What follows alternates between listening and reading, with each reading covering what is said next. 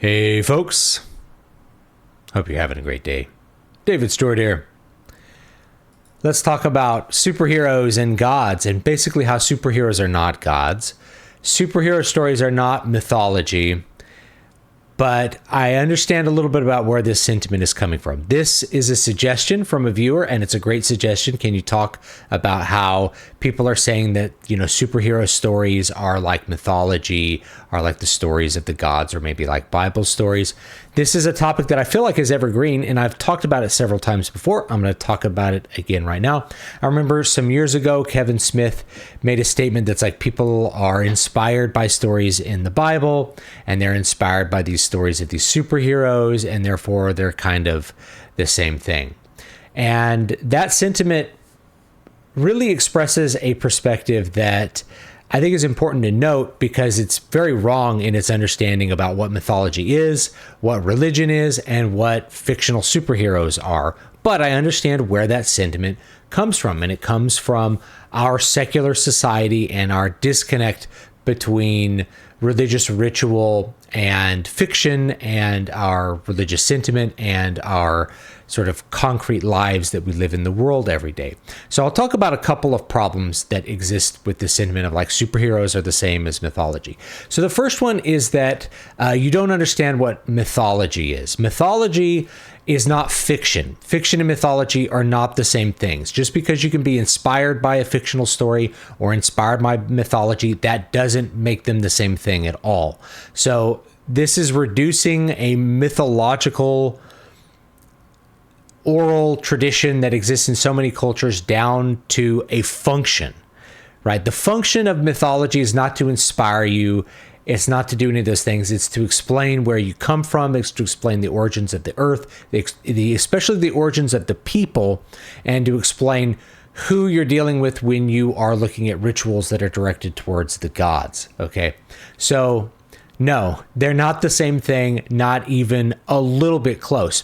The ancients, even with all of the different versions of myths that are out there, the ancients did not treat mythology as a fictional thing, as a thing that was obviously made up and conjured up in a person's mind. They considered them true on a couple of different levels. Pagans were able to have a little bit more subtle mind than a lot of us today, and were able to hold contradictory elements and ideas kind of in concert. That included the identity of the gods. They might have a household god that was like Jupiter, and that Jupiter might be different than the Jupiter Optimus Maximus over in the temple. And this would be true of Zeus and things like that. And you get to find evidence of this sort of thing in the Bible, where there's there's characters in the Bible who have like their packs stuffed with idols, with the household gods. They're sitting on the household gods. And it's like, who were those household gods? Were they special? They might have been. They might have been unique to that household. Or they might have been a version of a local god like Baal or Ashtoreth or Moloch, or any of the sort of the Levantine gods that you encounter in the Bible stories.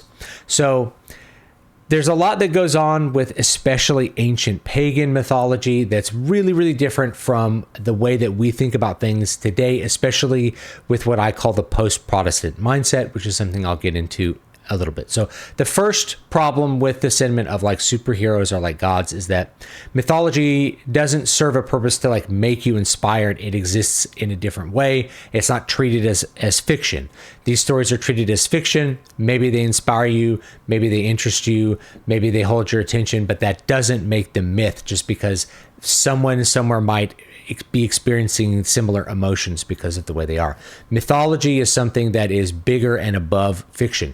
Now, mythological characters can exist in fiction. They could be portrayed in fiction. This goes all the way back to like, Homer or like the Greek tragedies. Okay, that doesn't mean that those things themselves are myths. So this is mistake probably number 2 here, which is thinking that a work equals myth. People were making this mistake in my comment section when I was talking about the Odyssey, and I see it all over the internet. This is a big mistake. The Odyssey is not mythology. The Odyssey is a work by a person. It's a literary work. Now, it contains within it retellings of mythological ideas. The Trojan War itself is a legend, and so it wasn't conjured out of the mind of Homer, right? The legend exists before Homer and after Homer, and there's even different elements that you may encounter when you, shall we say, engage with different sources that maybe aren't part of the Odyssey, or things that are given as or the Iliad, same idea, things that are considered so familiar that they're not even mentioned in those poems. The myth predates that, and the myth is separate from that, and the myth is different from the literary work. So the Aeneid, the Iliad, the Odyssey, those are not mythology per se. They contain and are inspired by and derived from mythology, but they're not mythology. And the same actually goes for something like the Metamorphoses by Ovid.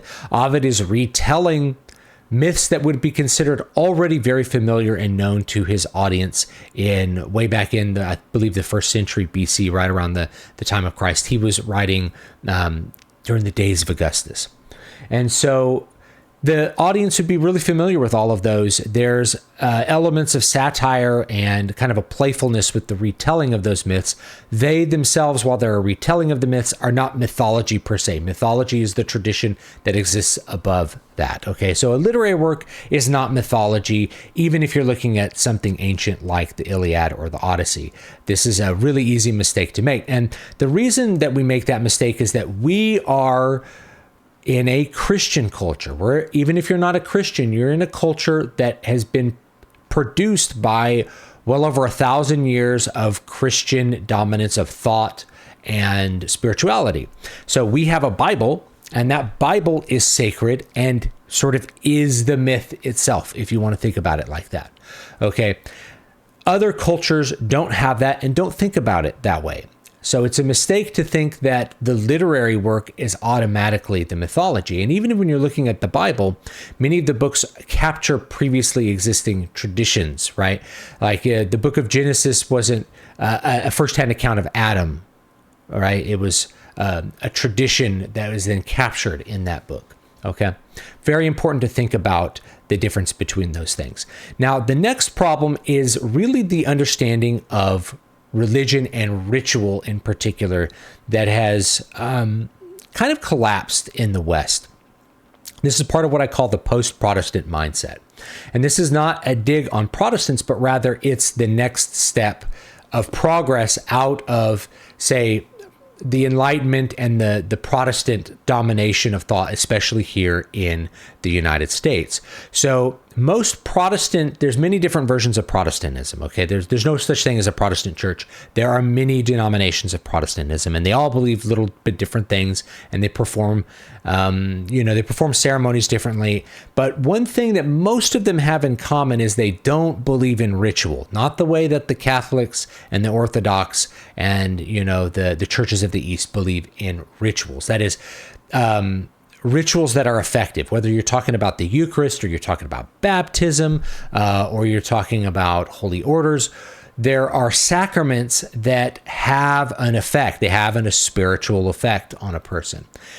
That rejection of those sorts of rituals, like certainly in my religious upbringing, we didn't believe in anything. There was no such thing as a sacrament, right? Baptism didn't do anything. You had the Lord's Supper, which was like crackers and grape juice, but they weren't the body and blood of Christ. They did nothing to you. Taking them in an unworthy manner would do nothing to you because they were just orange juice and crackers. It was a remembrance ceremony. It wasn't exactly like a true religious ritual the way that the ancients would understand it. Whereas the Orthodox and the Catholics, those pre-Reformation religions are closer to the religious sentiment that the ancients had, where there was a ritual and that ritual was intended to do something. So if we go back to the pagans would perform sacrifices not in the remembrance of Zeus, but to get Zeus to do something or to keep Zeus from not wiping them out. Okay, to keep the peace of the gods, to keep that peace of the gods, right? The Pax Deorum. to avoid the wrath of the gods, you wanted to appease them, and you were going to appease them with sacrifice, and you were going to appease them with honoring them with different things. And it was very transactional, but all of those rituals were intended to do something, whether it was an oracle ritual or it was trying to get the chickens to eat before a battle. And there's numerous examples of this, and where the ritual fails and the Roman general loses the battle, things like that. If you were to go back and ask Julius Caesar, what made you so successful? How were you such a successful general, such a successful consul and proconsul? His answer would probably be his piety. That is to say, he performed the rituals that the gods demanded. He always cared for the gods and what they wanted from him, and what they would need for rituals and for things like divination, looking at birds, right? Those sorts of ceremonies, he performed those. That was the secret to his success, is the gods favored him. And so, of course, he was going to repay the gods with honor. The gods favored him. He had the luck of the gods. It wasn't that he was a super special genius, though we, after the fact, are looking at his actual personal decisions and how those resulted in military victories, because we are on the other side of that. We're not thinking about the gods being personally involved in those sorts of things, but the ancients thought that way. And so if we're making this parallel between superheroes and like ancient myths, we're missing that religious aspect, the ritual. And the truth is, the mythology is not the religion. Now, it's not the religion even for Christianity in most cases. Though, again, we're used to looking at a Bible because the Bible contains theology in it, especially the New Testament. So we're used to a document that contains both stories and contains instructions for what you're supposed to do and how rituals are supposed to be performed. There are several books in the Old Testament that are dedicated to how you're supposed to perform the rituals for Yahweh, and they're really explicit, and you got to be really serious about how you're going to perform those rituals. Likewise, there's a lot of theological content in the epistles in the New Testament, and that's what we're used to. We're used to thinking of it. This document is the stories, and it is the instructions, and it is the religion. But for the ancients, that wasn't really the case. The stories were stories. The rituals were the religion. And you might have rituals that were special for your family, for your household gods. You might have rituals that were special for the city-state that you lived in. And you might have rituals that were special for Rome, that were part of the state religion. So there was religion that existed at all of these multiple levels. And the important point is the religion was not the myth. So again, making a comparison between a literary work, superhero comics or movies or whatever, and the religious lives, especially of the ancients, is a total disconnect. It just doesn't work. These things are such completely different worlds. If you were to transport an ancient and you were to show them Marvel stuff, they'd be like, they might think that like these are stories about gods, but they wouldn't. They'd wonder like what your actual ritual was. Like, what do you do for like Thor, right? Now that's funny because it's easy to get this sentiment again because Stan Lee used Thor with Mjolnir, right? He just pulled a character out of Norse mythology and made him a superhero. But in the comics, he's not really a god. But if you were an ancient to see that, like, what rituals do you perform to Thor? And you'd be like, we don't think he's real. And it's like, oh, okay. So why are you making all these movies to honor Thor if you're not also like sacrificing? Why aren't you hanging? Why aren't you murdering any of your criminals? Why aren't you doing your human sacrifices to Odin? Why aren't you doing that? Well, the answer is because we don't believe them. Whereas the ancients actually believed that the gods were real. Even if there were like contradictory stories, the belief or disbelief in the stories, or really the belief or disbelief in the gods, didn't matter. What mattered is that you did the ritual and the ritual was effective. And so we're missing that religious element. And when I talk about the post-Protestant mindset, that's really just that this extra layer, this extra kind of mental disconnect from that religious world of ritual just makes it easy to forget that was a very real thing for basically anybody who's not part of the modern secular West. And that's really what I'm getting at there, is that we're several layers abstracted from the like firm belief in rituals having effects in the world, especially if we're looking at, say, pagan rituals and things like that. But I think it's a rich topic to think about, is like, how are superheroes going to be thought of in the future? I don't think they'll be myth in the future. In order for them to become myth in the future, there would have to be some sort of belief in them as real things. And that's never going to happen, because we know who wrote the things and we know who made them up, and we've always understood that they were fictional. There would have to be some sort of like apocalypse where the only thing that's left are the superhero comics, and that's where people get their all of their ideas of divinity from. That would be a kind of like Canticle for Leibowitz. That would be like a really interesting and fertile area to make a story. But I don't think that it would really happen in our world. Rather, I think people would look back curiously on the late 20th century and its superheroes and this huge like MCU money-making machine that existed in the early 21st century, centered around characters that have supernatural powers. Why were people so fascinated with supernatural powers back then? And I think it would be, maybe in the future, we'll have some interesting analyses for our mental states, mine and yours and everybody else's in the culture's mental states, about why those things had this big surge of popularity when they did. Is it because that we lost our religious sentiment? And it is like what Kevin Smith said, these things are like our religion. That worries me, because I don't think they should be. But maybe there's some truth there. Maybe he's right. Maybe the religious sentiment, while misplaced, is actually religious. And I'm just old man yelling at cloud, being like, you're missing the truth of ritual. And so, maybe future historians, and I like to think about this, maybe they'll look back on it and be like, there was a big kind of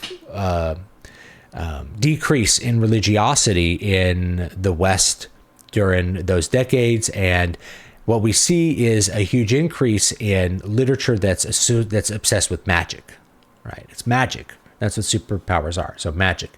So while the religiosity decreases, obsession with magic increases, but no one believed the magic was real. They just really were interested in stories about magic, and they really cared about it the way that they might have perhaps cared about the religion in decades past. But anyway, I would love your thoughts on that. Leave me those down below. I'll check you all next time. Have a great, great day. Of course, my books are available on Amazon, and my music is at zulonline.bandcamp.com. You can check all that out, and I'll see you next time. Have a great, great day.